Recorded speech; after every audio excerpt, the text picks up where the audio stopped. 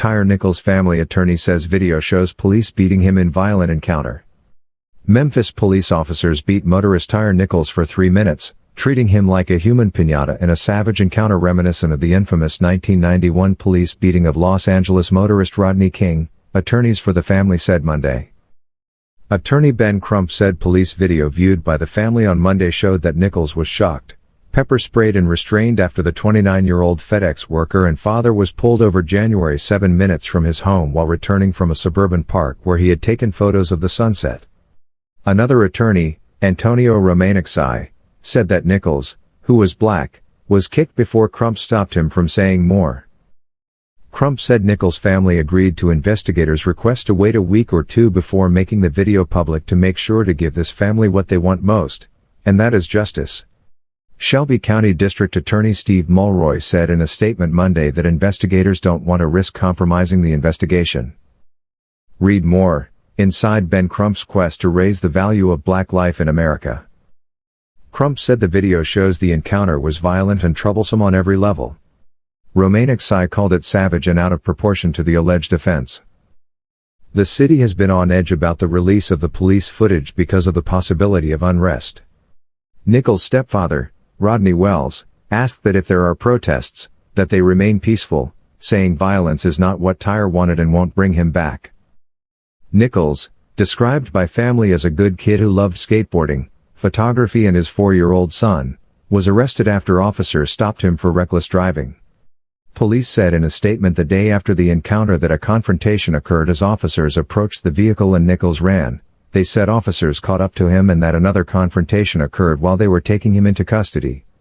Police said Nichols complained of shortness of breath and was taken to a hospital, where he died 3 days later. Relatives have accused the police of beating Nichols and causing him to have a heart attack and kidney failure. Authorities have only said that Nichols experienced a medical emergency. The U.S. Justice Department has opened a civil rights investigation into the arrest, and the Tennessee Bureau of Investigation is looking into whether excessive force was used. Memphis Police Director Saralyn C.J. Davis announced Friday that 5 officers involved in the arrest were fired after the police probe determined that they used excessive force or failed to intervene and render aid.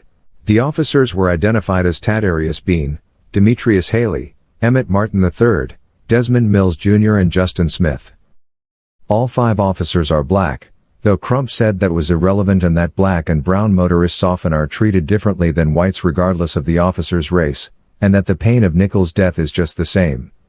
Nichols' stepfather Rodney Wells, who said the family wants the officers charged with first-degree murder, told reporters that his stepson had good reason to run from the officers. "Our son ran because he was scared for his life," Rodney Wells said. "And when you see the video, you'll see why he was scared for his life."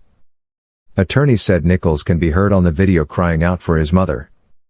Vaughn Wells said that on the day of the arrest, her son was looking forward to a chicken she was going to cook for dinner that night.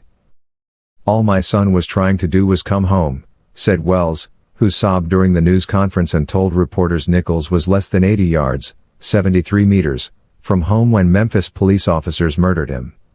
"We're going to get justice for my son, Tyre, if that's the last breath I take," she said. After the family's news conference, about 10 activists walked into the lobby of Mulroy's office to demand answers to why the district attorney was withholding the video from the public for up to 2 more weeks and why he hadn't charged the officers. "People want to see what happened to Tyre," activist Pamela Burris said. "And we're angry about it."